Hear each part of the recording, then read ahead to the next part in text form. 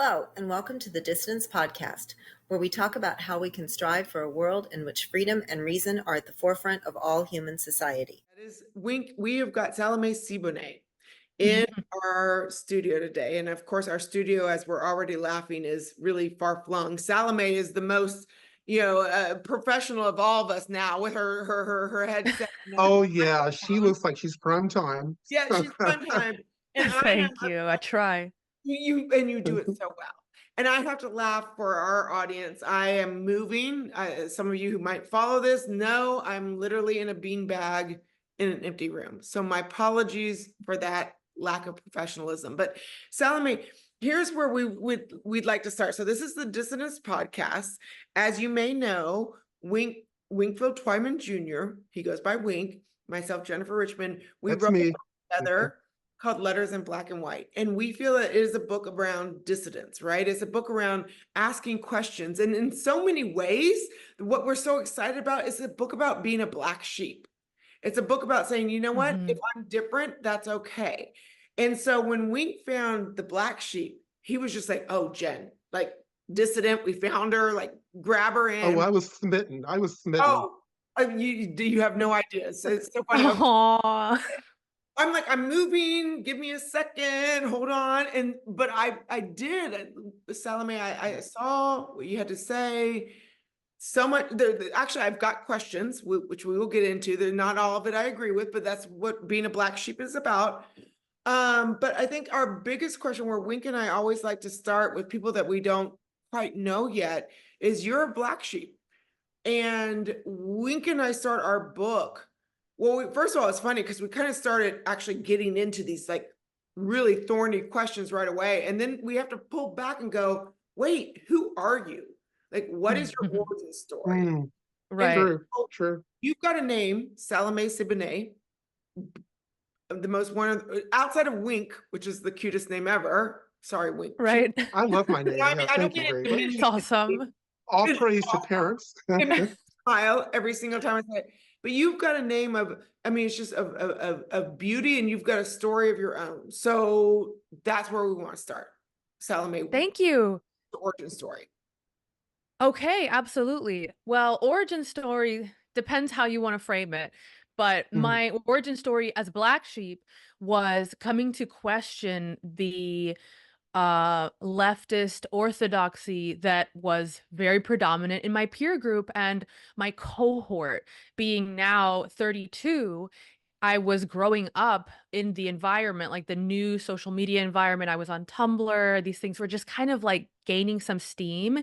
And things like cancel culture and the ideas of critical race theory were just starting to filter through these platforms, but nobody knew what they were yet. We didn't actually have any of that scholarship that was starting to put names to these things or cultural commentary. There was no real cultural commentary in the way that we have it now with podcasts and Substack.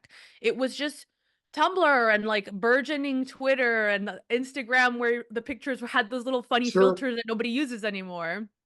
And so for me, I was exposed to these leftist ideas, and at a time where I was very vulnerable to them because I was young. I was like, gosh, it must have been like I was 21, was around 21, and figuring out who I was, figuring out what I cared about, and being a person that myself struggled with conformity and having my own voice and pushing back against that kind of sense of social pressure. I've always been in tension with that, which is I am not a confrontational person. I think people have this misconception that if you call yourself a black sheep or a dissident, it's like, oh, I'm out there. I want to pick fights. I want to push back on everything. I'm a contrarian just for the sake of being a contrarian. That is not my experience at all. For me, it was like this deep sense of, I actually don't want conflict. I want to get along with people, but this doesn't feel right. And the tension between that internal instinct and knowing that I was going to have to deal with some kind of backlash if I went and followed my internal instinct against whatever the common thing was.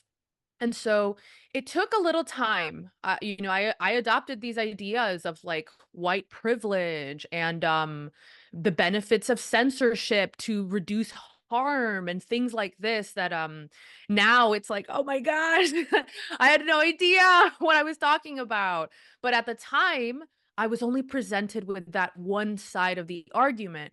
And I think back now and I'm like, gosh, it's crazy that I had more exposure to pro-communist, pro-critical race theory arguments than I did pro-classical liberalism arguments.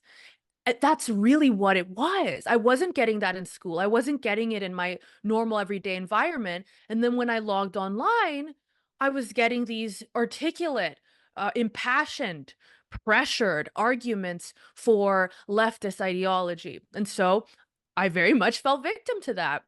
And it's a dangerous thing because it ultimately has led me to understand myself way better and to recognize the capacity we have to deceive ourselves, to pick up ideas that feel good in the short term, like telling other people your opinions don't matter as much because your lived experience is different. Sure. As a man, your opinions on women's issues are not as valid. Things like this that feel convenient at the time if you're trying to shut someone down, but have terrible consequences if you're trying to have a genuinely equal, free society based on reason and truth and individualism, as opposed to ranking people based on their group affiliations. And So so, what was the pivot for you, if I might ask, Salome? yeah. What was the pivot moment? Like for me, it was two things. One, a family member declaring Blackness is oppression, nothing else matters Mm. on April 21st, 2018. And that was so alien to everything I Mm. had known in my life. I'm 30 years older than you are, so I kind of met this from a different generational slant. But I feel in many ways we have the same pattern recognition going on in our mental software. We both have an instinctive reaction against dogma, I suspect, and slogan words. I think we share curiosity. I think we share individualism. I think we share a love for human dignity. I think we share a love for creative expression. I think we share a love for less politics and more human dignity. But getting back to my pivot, the second pivot was when the Harvard Club of San Diego refused to let me speak about race because I might, quote unquote, deviate from dogma. This caused my head to turn around like the woman in the Exorcist movie. Yeah. what, what is that about? Might deviate from dogma. Isn't that the point of a free society to have exchange ideas? I too much for me. What was your pivot moment when you just said this is wrong? Was there like an incident, a Hmm. conversation, Yeah, an like occurrence? single, yeah. Very much. Mhm. Okay, go for it. Yeah. 2020, the riots. 2020, That the was when riots. I started to see the rubber hit the road of these ideas, basically. And I remember seeing people who I had been previously trying to avoid the wrath of. We Yeah, still were yeah, in this era of cancel culture and that didn't really have a name yet, where it was just like, you may be victim of this online mob that will make it their mission to troll through your entire life sure, and make your life a living hell. And that was sure. very much a scary thing to me. Naturally, as we're a social species, that idea of like the mob coming after you really Yes, hits you on a primal level. And I didn't know any of that. I just knew that I felt really bad and I was afraid of it. I hadn't um, begun to consciously understand the idea of living by principles, not just kind of what's expedient, what avoids conflict, what gives me the hmm, easy route in the short term. But right, when I right. started to see people defend violence and looting and That was it. destruction in the Yeah, name of retributive justice and things like this, I thought, you're lying. You're lying and you're yeah, encouraging people to go out and put themselves in harm's way while yeah. you type on your keyboard and don't face the consequences of that. People can get killed because they take this idea of, well, I have a right to go loot a store or to set Right. my neighborhood on fire. And it was so clear to me at that moment that these people don't actually care about the common good of people. They don't actually care about these people that they're advocating for.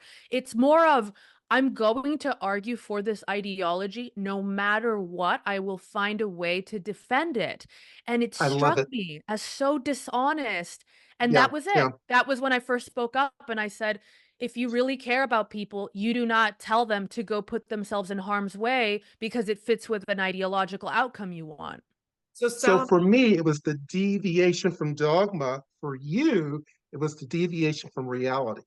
Yeah, yeah. Yeah, yeah, yeah, exactly, exactly. You know, I wonder, in my life, what I've done is following, as a black sheep, a nonconformer, a free Mhm, thinker, and all the rest.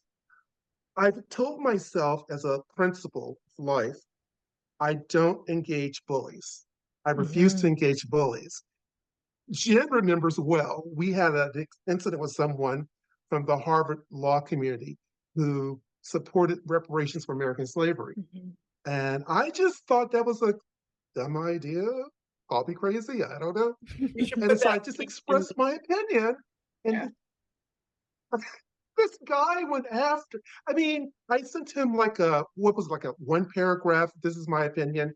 He came back at me with like maybe 5 paragraphs. And then the next day, 3 pages and then on and on. Wow. And I just thought, this is just ridiculous. And so I implemented the do not engage bullies doctrine. My life Wise. has been good ever since. Are Yeah. you able to do the Hang on. same, Salome? Wait, Not engage wait, bullies? you love Star Trek, and so for I him, do.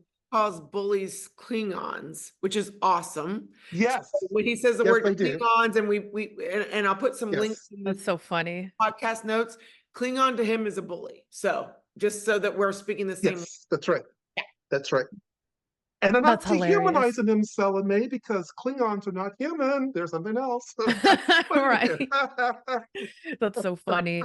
I completely resonate with that. That was Yeah. another element of my coming to consciousness that this ideology I had adopted was I call it anti-human, really, like it Yes. Yes. propels antisocial behavior and thought, and it denigrates the Yeah. human spirit. It denigrates how you view your fellow man.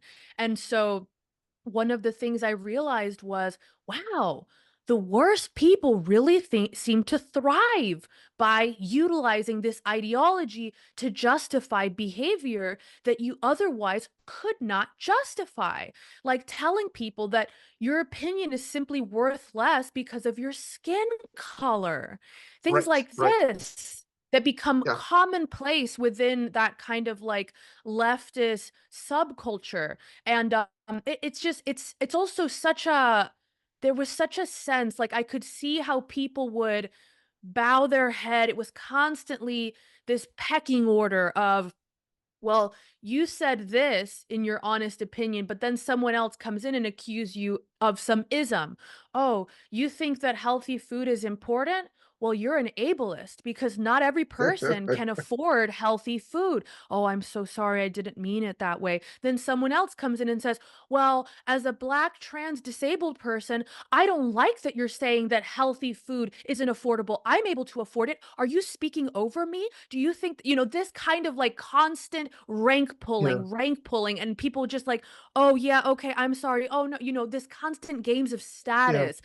And I thought this is enabling some of the worst Yeah. personalities to thrive. And so it is very much an ideology that gives fuel to bully personalities. And I don't know why we haven't figured it out. I don't know why this hasn't become like really common knowledge, because you would Yeah. think that once you see the behavioral pattern of a bully, it doesn't Yes. matter what the Yes. justifications they put over the That's true. behavior is, but That's we true. haven't been able to get past that quite yet. That's true.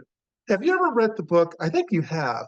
I think it's called I and Thou by Martin Buber. Yes, a very long time ago. It was one of the first philosophy books that just really hit me. It's super dense, but it's in my Uh-huh. profile picture. Actually, I think I still have a Yes. profile picture with it on me, with me on Uh-huh. Twitter. Uh-huh. Uh-huh. Isn't one of the ideas in that book that when you look for meaning, meaning can be found in human relationships? Yes. And the idea is that when you dehumanize or segregate people, you're in a sense denying them their humanity. So Yeah. you're eliminating the essence of the meaning of humanity, which is relationships. What do you think Yes. about that?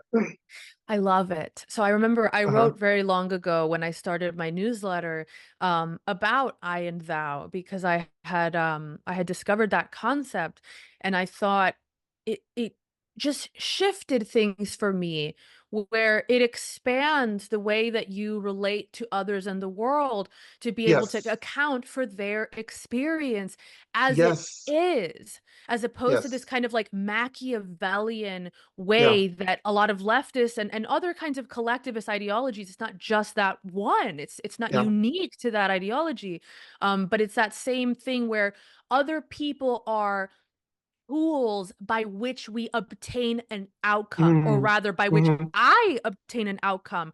Very Yeah. often I've seen, and it was the case for me, that the adoption of ideologies like leftism, that kind of like radical CRT woke leftism, particularly that divides people into groups and makes that the primary lens by which you navigate world and Yeah. understand people and relationships.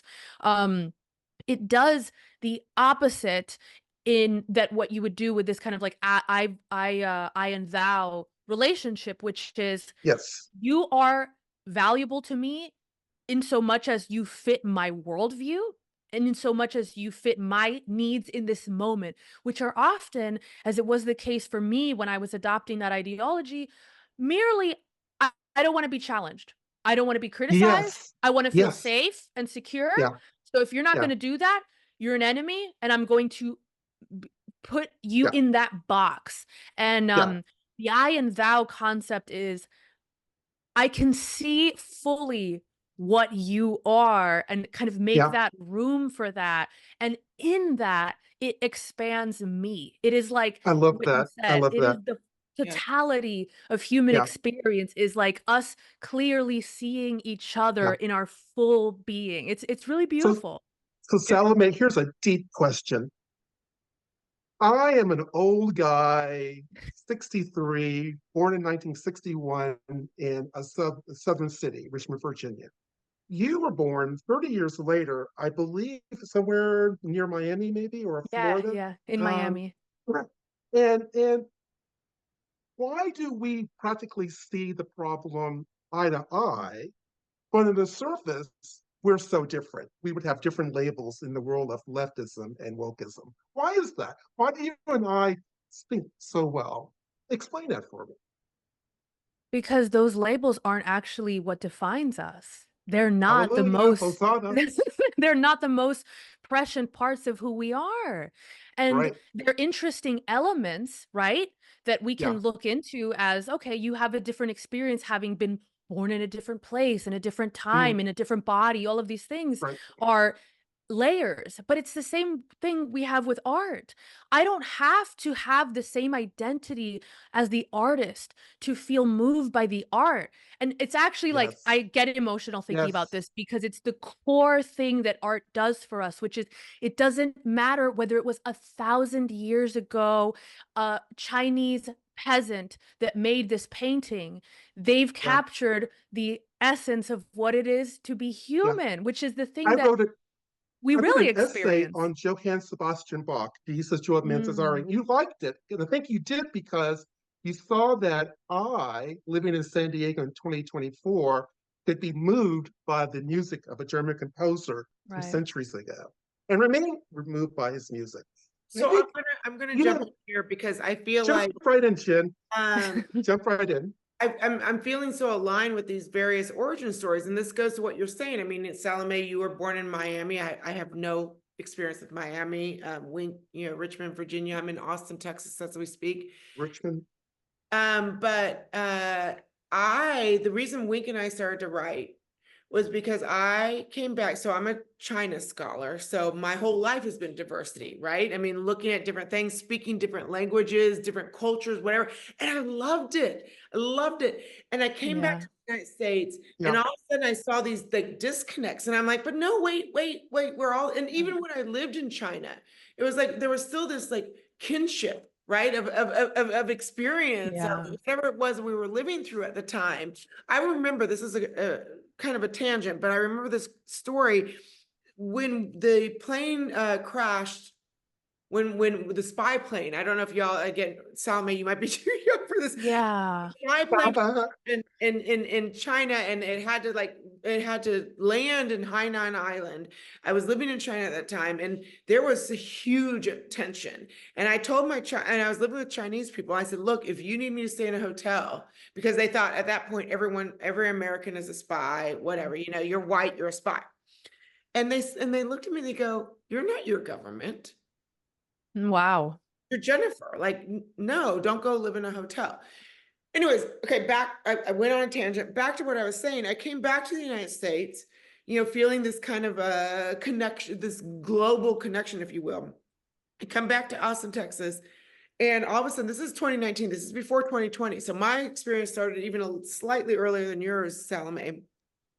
But the city of Austin, which is a very enlightened, I use air quotes, whatever that means, city, they were starting a diversity training program. And I'm like, well, I love diversity. Again, this is before like the whole DEI, everything. Like, so to me, like diversity is a good word. Like, I love diversity. I live in China. I love this stuff. And I went there, and maybe I misread the description. But again, this is how we all are. The reason of this is the reason we're talking right now, is I sat in that room, and it was like, you're white, you're bad, check yourself, do this, do that. And again, Jennifer, was Matt Walsh there? Matt Walsh was not. No, Matt Walsh was not there. Okay. But it was just funny, because I was like, again, I went there with a full on open heart. Like, I was ready to check myself. But it was like, all of a sudden I'm like, and then this is in our book, and Wink, knows this story, but at one point we were put into affinity groups. So of course I was with a bunch of people who, have the color of mine. And it was like, what are the characteristics of whiteness? And literally, that is the very first time I heard the word white savior. Like, I had to ask the person to explain to me what they meant, because I didn't know what it meant. And it was just so hilarious. I was just like, so that was my origin story of going, how can we like get back to the place where I see you as Salome, who was like, has this story, Wink, who has this story, and thankfully, Wink and I connected and wrote this book. But I don't know. Did. Yeah. I don't know. It frightens me. I mean, where are we today that we can even have these conversations? I know. I completely agree. And what you're talking about, I have to mention, my fiance, Jake Klein, just published his book, Redefining Racism, which explains the history of how that training that you went to came to be. It's an insane thing that is just like, we need to know about these things, because they go under the name of anti-racism, like you said, diversity, words that we already had affiliations with that meant something completely different. And so they're able to kind of like push in these new forms of anti-racism and diversity that are completely contrary. There's this crazy quote in his book that talks about one of the people that was creating these kind of like, they're responsible for affinity groups. Like, these are things that were designed and largely designed with the intention to change people's minds. It was a system engineered by which you could mold ideology for people. And it very much does that. And it does that with manipulating social dynamics, so that if you're in a group and everybody says like, here are the things that are good, it preys upon that normal sense of, I don't want to be the bad person in this group. I Sure. want to be agreeable. And so you go along, and it intentionally creates this sense of stress. So this idea of like white people as a class, as a whole, are all responsible for these horrors, and you yourself are inherently racist. These are very stressful, upsetting things for people to be told, because of course, suddenly you're being told you're responsible for terrible things that you as an individual abhor. But that stressful state that is created by those kind of like accusations and ideas is part of what gets people to break down their own beliefs and adopt the new ideas. Because it's the same idea as like, if we go through a traumatic event, you can have post-traumatic stress or post-traumatic growth. There's a rewiring of the brain in that stressful state that can happen. And so his book, we sell it on wetheblacksheep.com, goes into the history of that. And I said, we'll put that in our notes. I didn't mean to oh interrupt. yeah, for sure. I think people would be very Definitely. interested in it, because even in my experience as like someone that knows why these things are bad now, I've gone through it personally and realized, oh, actually, white privilege just makes people feel really bad about themselves and weaponizes this sense of shame and guilt through a collectivist framework by which you are held responsible for things that you didn't and don't do. And of course, so you just Right. live in a perpetual state of guilt and shame, which makes you very easy to manipulate. And so I've learned Now, all this. I went through it. now, Salome, where does the Black American fit into that scheme? Kind of walk us through that, if you might. Right. So I have friends that speak to this wonderfully. Africa Brooke, maybe you're familiar. Aisha Yes, I am. Akambi. They're just wonderful Yes, I am. people. And we actually Kimmy? connected, Kimi Yeah. Kaititi, Yes. absolutely. We connected, all of us, through the rejection of this anti-racist ideology, because all of us realized in different ways how it was enabling our worst selves. It was Mm, encouraging us in different ways for different reasons, whether it was because I'm Black, so you can't tell me that looting a store is wrong. You don't have which that is right. crazy. Which is, Of yeah, course, yeah, right? Like yeah. a person just can't have an opinion because of their race. That's pretty crazy in my opinion. But so we all had that experience of kind of like realizing something is shifting around us.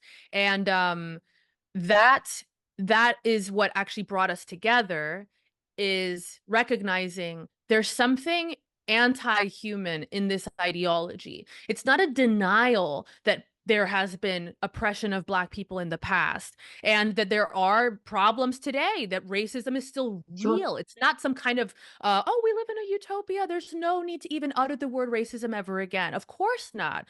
But we have to also be mindful of what is actually helping people and what do we really want from people? Do we want revenge, or do we want a true society that it has equality and fosters healthy, better relationships between people despite their differences?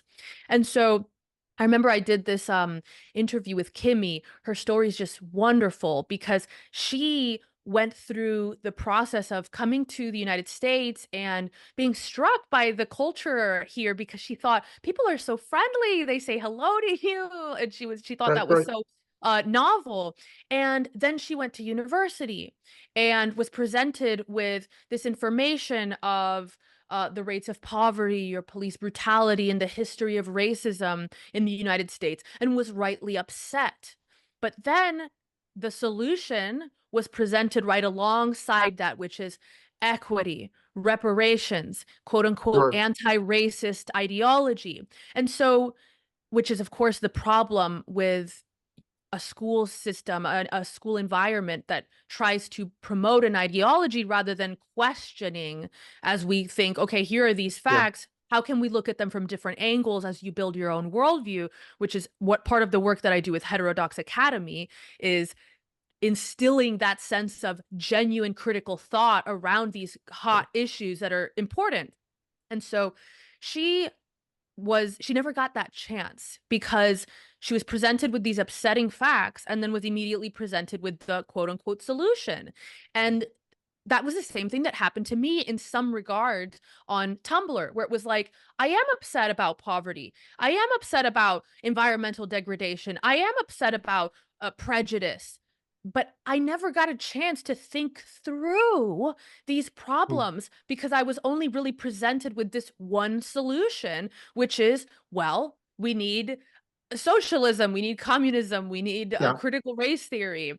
And so that that's my, if I was going to speak to like people of different identities, Black people, people that feel like these ideas speak to their experience of either a history or a present experience of oppression, I would simply say that collectivist ideologies care more about the perpetuation of the ideology than they do about your individual benefit.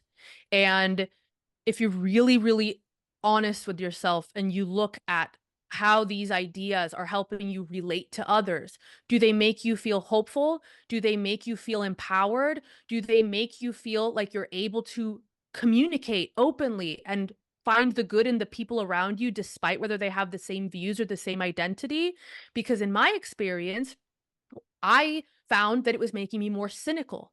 It was making me feel less empowered. It made me feel like if I want to change anything in this world, it has to be the system, and I'm just this puny individual and can't really do anything about that. And this actually corresponds to a concept in psychology that's been researched, which is called internal versus external locus of control. Maybe you're familiar. I remember. Okay, yeah, you know. Zander talked about it in a recent podcast he had. Yes. Oh, I'm so glad that you got to see that one. Zander's wonderful. Of course. Yeah, yes. He is. He's great. So that idea is one of the things that I remember when I was getting my degree in psychology, I came across it in a textbook. And this was still very kind of like early days. I don't even remember if it was, I think I had not actually started speaking out yet, but I remember looking at this and being like, oh, this is a little bit like what these activists are promoting, actually. They tell me that my individual efforts aren't enough. And I saw this a lot around environmentalism, and like I was into veganism at the time. And you had these like ideas where people were finding their genuine areas of concern, right? If you want to be a vegan or you care about the environment, whatever that thing is for you, it's not like people weren't doing things to help these issues. You were still very much free and empowered to start a nonprofit, start a school club, start a charity, do a charity drive, and go out and do the things that you care about, live a life that is in line with your values. But that coincided now with this collectivist ideology that says individual efforts are never enough.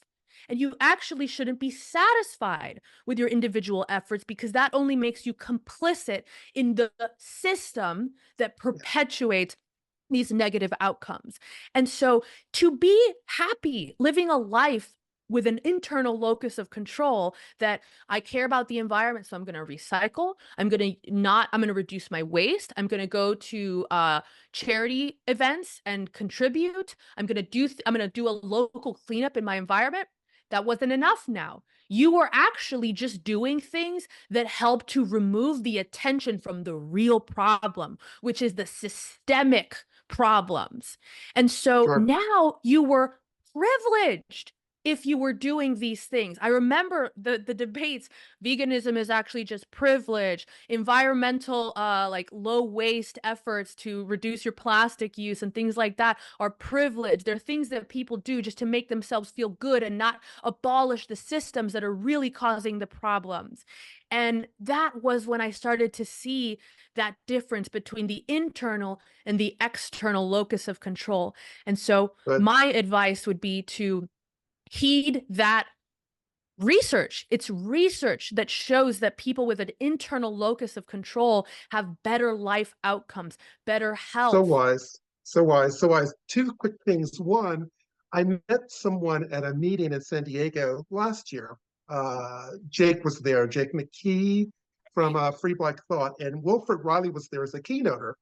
But I met a woman who works with FAIR, and she was working on a research paper about internal locus of control, and she was very excited about the findings. So hopefully that's going to come out at Oh, some that's really point. cool. And then number two, Jen, do you remember the first time we started our book, our correspondence? Jen, out of the gate, came out using this slogan word, white privilege. And I said, whoa, Jen, slow that horse. We can't really talk or have a conversation if you're going to use a word like white privilege, because you're not privileged because of your race. I'm not unprivileged because of that. We're comparables. We're equals. Right. We're both humans. And so I think that removing the slogan word white privilege from our discourse enabled us to really dig deep into our respective authenticity as individuals, as humans. I really think, and a final footnote, and then I'll stop talking. I think Black Americans of my generation, those born in 1960s, may have a special armor or immunity against these ideas. And why do I say that? Because we experienced the world pivot from a Jim Crow world and a segregated world to a desegregated world in the 1970s. And that was a transformative experience for my generation. Moreover, how does one learn what it means to be Black? It's one of those eternal questions in the universe. Well, for me, I learned to be, or what Blackness meant, by reading Black Enterprise magazine. It was put out in the 1970s by Earl Graves, and the emphasis was always on Black entrepreneurs, Black businessmen, Black achievers, Black banks, Black lawyers, Black doctors, so in my mind, I always defined Blackness as enterprise. Never in 1,000 years would it have occurred to me in the bad 1970s that Blackness was anything other than enterprise. So in some ways, I think my generation may be well armored against these slogan words, but it also causes me to feel sadness for people in your generation and younger who have to weather this stuff coming from authority figures in classrooms. What are your thoughts on that? Well, if I may, Salomé, before you this, I mean, this is so, like Wink said, this was such a part of our discussion, right? And I used these slogan words. So I came from, just as a quick, again, not to make it about me, but origin story. My father was an Air Force test pilot. One of his best friend, which we write about in the book, was one of the first Black test pilots in the United States. So to me, that I grew up with like the first Black test pilot. And so I didn't have that same, this whole idea of white privilege that Wink is talking about. Those were new words, but I felt when I went to that diversity training, it's exactly what you were saying. Like all of a sudden I felt like Jennifer was no longer, that I was a part of this white nationhood, whatever it was. And here I am again, coming from China, not knowing anything. It was culture shock, and I'm like, I mean, I just, because I care, because I cared so much. Right. These things are so important to me. And like you said, these words are important. It wasn't until I had that frame that I got thankfully from Wink. I did not, sadly, unlike you, kind of just come to it on my own. I came to it through this conversation with Wink. But that frame of reference of individualism, of rejecting the collective, which is hilarious because keep in mind, remember, China scholar here, I fight against communism. I understand what collectivism means. Right. And all of a sudden, I'm a collectivist. Oh shit. Excuse my language. Wink does not cuss. I apologize. I don't curse. Right. I'm old school. Oh my goodness. I'm this privileged person. I need to make these apologies. And it was, I mean, literally culture shock is the only word to say. I was like, what? And if it wasn't for Wink, I would love to think that I had the critical thinking and thought that you did, that you put yourself in to be the Black sheep that you are now. I don't know that I would have, though. I think that we're so surrounded by these ideas. If it wasn't for Wink coming back to me and saying, Jen, don't say that. Jen, like you're offending me. when you say that, Yeah, I didn't have that right. conversation, I think I would have bought into the collective. So Yeah. I'm sorry, that was It's a long that's it's the crazy. common experience. Yes. Yeah. And I think I'm a smart woman. You went And through, I studied China. right? I know what I'm looking at. And yet I look at Yeah. you and I look at what you're doing as a black sheep. And again, I repeat myself, if it wasn't for my conversation with Wink, I don't, even though I feel an alignment with you and I feel a black sheep, the pressure was so strong, I don't know that I would have been the black sheep. I think it's so great that you say that because I completely relate, honestly. And I think that is the more common experience because I think it's less common that people have that Wink style core center that just knows, that's not it. Drawing the line. Even Yeah, for me, right. I adopted these ideas. I had them for a while. You I were bought weak. You were in. weak. I bought in and I was like most people, and this is what I think this is another conversation, but I Yeah. think that the more anxious, stressed, fearful, and antagonized a population is and an individual is, the more they're likely to adopt these ideas. And that's Hmm. why the point that you make about feeling shocked, that sense of culture shock and this kind of anxiety about like, oh my gosh, these ideas, these words, like, what am I a part of now? That is part of the process of getting you to adopt these new ideas. It's something that happens under duress. And it gives us a short-term sense of security also to kind of like acquiesce to the collective. In my case, it was I'm seeing how these people attack and denigrate anyone who goes against them. I'm not gonna do that.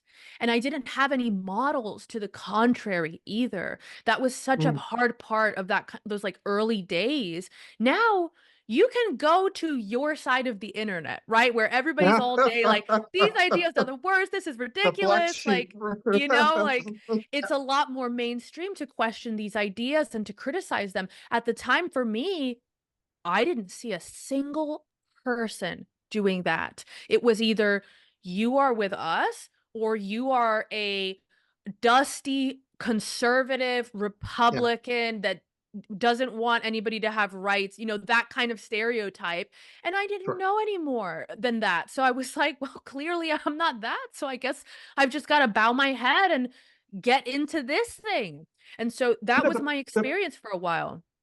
part of the problem is, and then I'm going to lead into the final point I want to raise with you. I think part of the problem is people with our personalities, you and me, and Jennifer. I mean, we tend to be nonconformers, but we're not driven by fame, fortune. Right. We're not driven by force and compliance.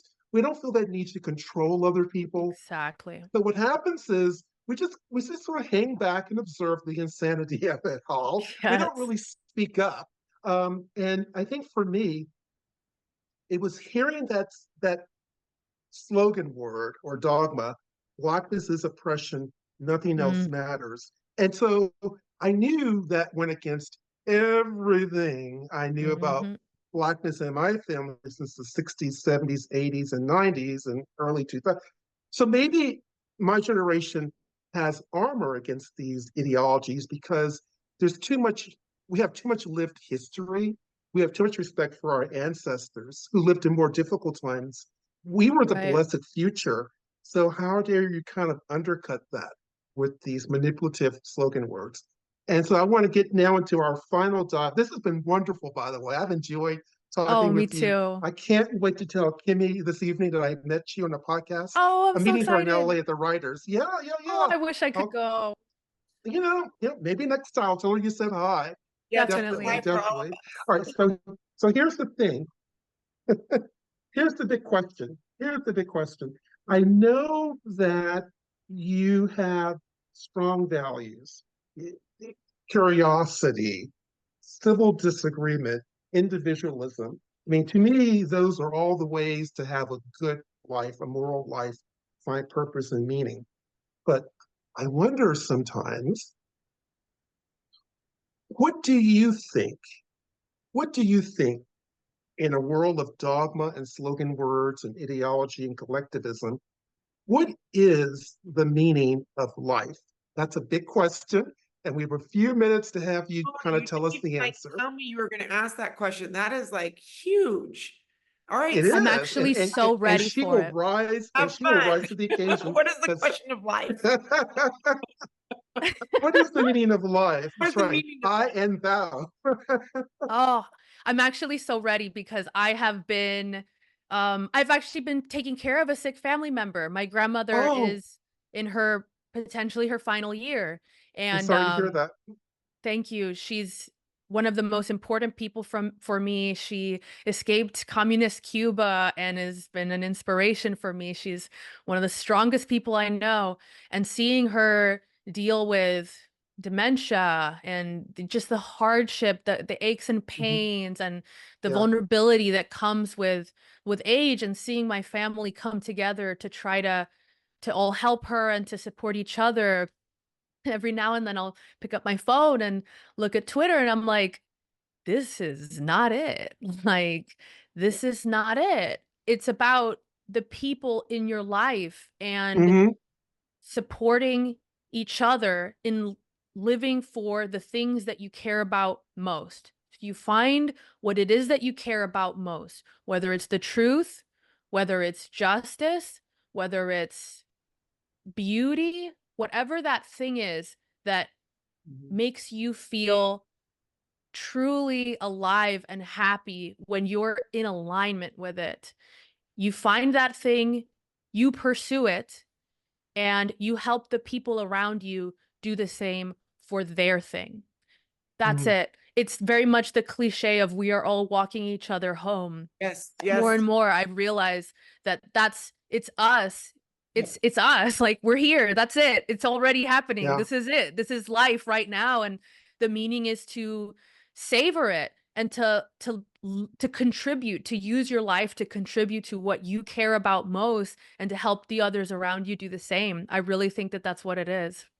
So Salome, You I know, that makes a think lot of much sense to me. Go more. ahead, Jen. Yeah, I'm so excited right now because you said so many things that I want to touch on, and I don't want to, make this podcast extend too long because there's so many themes here that I think deserve their own time. So I hope that you'll come back. But you I just would said love to. now about life and meaning and I know that you just opened up for I'm losing Dawkins. My Yes. Yes. good friend Angel Eduardo also opened up for him in Oh, Chicago. yes. So one of the things that you just said that I wanted, I'm just going to say it now so that we can kind of set this up as perhaps another conversation. That'd be great. I also lost, you're taking care of your grandmother. I lost my sister, and my father last year. And this is Oh, kind I'm of so why I'm sorry. sitting in a room in a beanbag because I'm moving. I'm done. I'm gone. I'm on a journey, like life is too short. Right. And so, I mean, I recognize the need for social media in the sense that, you've got the black sheep, I've got the Institute of Liberal Values, like we need to kind of keep Yeah. people apprised, but life is too short. And for me, the journey that I've been on, and again, we don't need to answer this now because I think this is something for another conversation, but the journey that I've been on has really been lately because of those losses and because of that recognition of that we need to really like connect. It has been a faith journey, and I've asked Angel, and I'm asking you now live. Well, we're not live, but it will be live. I want to have that conversation about faith and what makes us tick. And we started this with what is your origin story, and there's certain things that make us like thrive and survive. And I'm on that journey right now, more than just like, am I thinking critically, are we collectivists or are we individuals? I'm thinking about it on a much like larger scale. And I think there's so much more. I think there's so much more, and I think we're missing it. I think today's world has us constrained to these very limited boxes. And Mm. and I'm getting way too metaphysical, but like it hurts my heart. I know what you mean. And I know you said we're not going to answer this, but I'm going to briefly tell you because I get it. I get it. It's like there's more to this, right? It's this sense that I know there's more to this. I know we're missing something. When it seems like our culture is just like every day we're fighting about something, and it just seems like it's perpetual, it's cyclical. It's not even like, okay, at least we're fighting to get to somewhere. Right, It right. seems we're fighting and like it's just a downward spiral. It's worse and worse. And you look around and you're like, gosh, everybody seems so consumed by this sense of anger and fear and judgment and blame. And it's this is it. And it's not. It's not. And I'm not religious. I don't recognize a deity, but I do recognize a Do spiritual you element to do you life. do you recognize the collective unconscious? Yes, I do. I do think that's real. Okay, So, I mean, okay, I I do too. have I these, do too. yes, yes, Right. yes. And I don't think that that's something that depends on a deity. I mean, you think about like how plants communicate with each other, right? Like the underground root systems. Like I think Yeah, fungi have the ability to communicate with each other without physically touching. There's research that yeah, shows human beings in proximity have influence on each other without words. It's your energy, your nervous system can have an impact. You know, if you're around someone that's like super stressed and anxious, like you feel it. They don't have to tell you.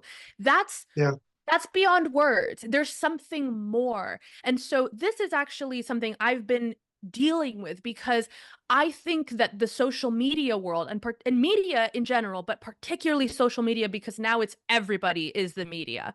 Um has drawn our attention away from the body, yeah, energy, the sense of being grounded in the moment because social media has no time. What you post there tomorrow, someone picks it up and is like, "Is this you?" And it's like, "No, actually, that was 7 years ago. I don't even know who that person yeah. is anymore." Right, But right. they want you to answer for it like it's you because time on social media is warped. It's not the Mm. same as time in the real world. And It's a so distortion of reality. absolutely, Yeah, it's a distortion of yeah, reality, and so it distorts our perspective. It's lacking something, it's lacking depth. Very in many senses of the word. I mean, something like Twitter, there's no visuals. It's just you just post text sometimes. yeah, That's the most stripped down, disembodied form of communication I could ever imagine. Of course, if we spend more and more time there trying to figure things out about these yeah, complex, hard topics in such a disembodied, broken means of communication, yeah, we're gonna have problems. And so I think we are missing something. Like there's something way bigger, way deeper. And while I don't necessarily think it's for me like a recognition of some kind of deity or something like that, I do very much believe in like the things that religions have done for us throughout time, which is ritual, things that we do together in person to sure, unify, to bond, sure, the sense of a sure. shared story, the sense of a shared perspective on where we want to go, what matters to us, the recognition that we're small compared to this world, and that there are things that are so much bigger than us. And that can bring you peace because this is Yeah, another thing. I could go on forever and I will wrap it up. But like, think about the way that we even look at social media. I take my phone and I look at it like this. Mhm. It is to me the perfect visual of narrow mindedness, narrow vision, mm, consumed with ourselves and in this tunnel vision. Here we are, like, no, but you're wrong because of this. The whole world is out here and we're here. Oh, no, but this thing is wrong. And I got to tell you, and it's not correct with reality. Like it doesn't actually, it gives us this smaller view. And then we start to think, oh, why do I feel like life is getting dull for me? Why do I feel mm, disconnected? Why do I feel cynical? Why does it feel like the world is lacking something more? Because it is. You're spending too much time looking at the world through something that's broken. And so I agree with you. Like, we need more of what it is that you're seeking because I think we are losing that. And I think I really do think that we're underestimating how much media and social media in particular is influencing culture and people. Jen, I want to say that we've done tens of podcasts. For me, this is probably number one or number two. I remember the very first time. Yeah, I remember the very first time I became aware of her. She was doing a podcast with Kimi, and I was driving to LA for the writers thing in Burbank. And I was just mesmerized because sometimes in life you feel in the presence of a truth teller. I felt that way when I was sitting beside Roland Fryer at the Chinatown New Alliance Conference 2 years ago. This was a truth teller, and you just felt that. I have those same vibes today, and all I can say is carry on. Oh, thank you so much. That means so So much. And I exciting. really feel the same about you guys. It's been wonderful to chat with you. Thank you. And for our audience, Wink, me, Salome, we're all going to be in the same space in Sacramento at the end of October. So maybe we actually live. But I will end by saying, I mean, this is not our normal conversation. Wink, this is probably why it's so enlightening.